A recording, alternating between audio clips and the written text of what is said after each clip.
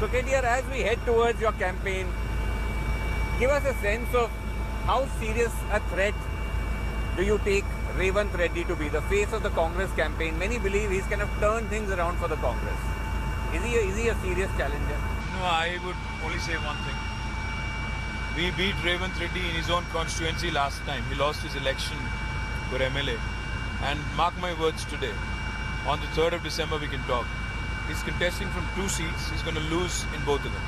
One of those seats is against your father. Against the Chief Minister, yes, and he's going to lose badly both places. Both places. You don't think that he's shown fire, spark, he's put the Congress in a competitive position as some claim? He's filthy, abusive, disrespectful. So I do not want to talk about it. Okay, you are that dismissive of him. I think he's a third-rate criminal. That's what he is. Okay, that is a fairly serious charge, Ram. So if you just want to add he's caught with 50 lakh rupees directly bribing an MLA of ours on camera, and the trial is going on, of course. And also, his own party MPs today accuse him of purchasing the PCC presidentship for 50 crores. His own MP, not me. His own leaders today have complained to ED that he's selling tickets. What do you call such a person?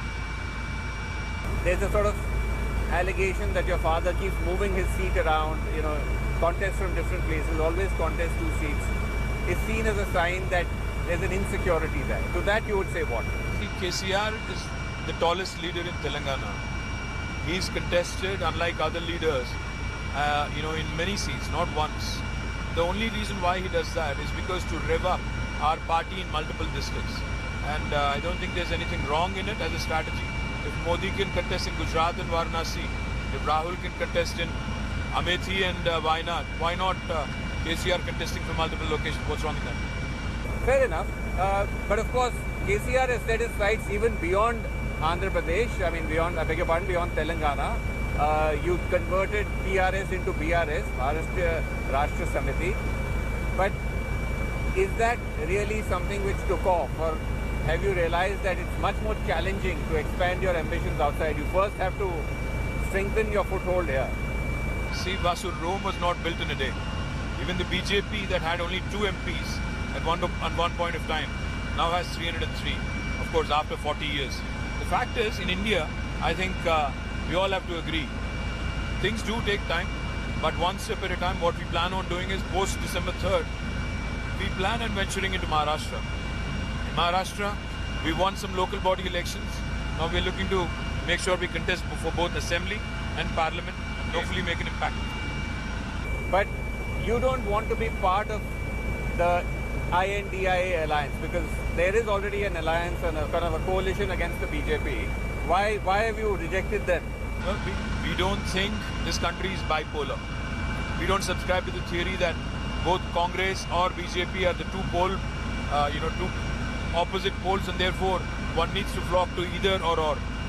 What we believe is both these two parties have been a huge letdown for India as a country, and therefore it is better to remain equidistant from both of them. And India is not necessarily Congress. The alliance, it's a bunch of regional parties, many of whom are also parties that you've been friendly with. Your father has also gone and met Nitish Kumar. He's part of that.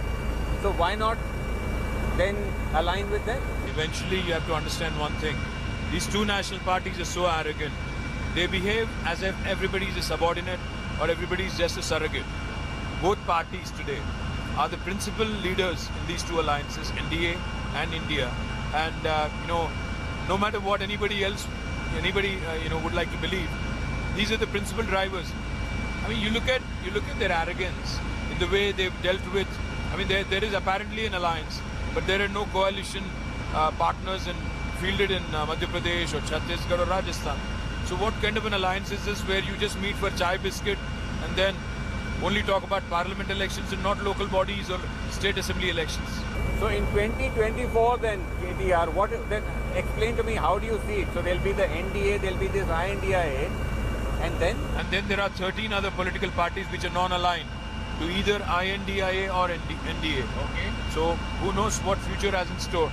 But I can only speak for ourselves. Are you going to bring them together? No, I can only speak for ourselves. We are contesting on our own in Telangana and in Maharashtra to begin with. There are 48 parliament seats in Maharashtra, 17 in Telangana. So we will be contesting in 65, testing the waters, hopefully come out in flying colours in majority of them, and hopefully will make a very impactful debut in Delhi. Are you basically then envisioning a scenario where in the event that no party gets a majority, you become a kind of kingmaker figure? Why not? Why not? Okay. Because two national parties. But you think that you don't think it's going to be another Modi wave? It's going to be another BJP? I don't think. I really don't think so. Because I think the people have seen through his rhetoric, his jumlas. Because end of the day, if you look around, what has he achieved? Highest inflation in 40 years, highest unemployment in 30 years, lowest value for the rupee, and all the jumlas. None of them have really become a reality. So I think people are able to see through this, and they will certainly vote him out. Okay, halanki it's a little foggy. But that you're saying is the largest reservoir? Largest man-made reservoir in India. It's a 50 TMC capacity. It's called Mallana Sagar. It's part of the Kaleshwaram project. और यहाँ पे पहले कोई एक tank भी नहीं था. It's the largest man-made reservoir, and we had to go through massive. But आप इसके लिए आप credit ले रहे हैं? हम ही ने तो बनवाया, हमारी government ने बनवाई.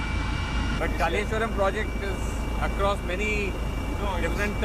Originally conceptualized as just a pumping project without any reservoir or storage.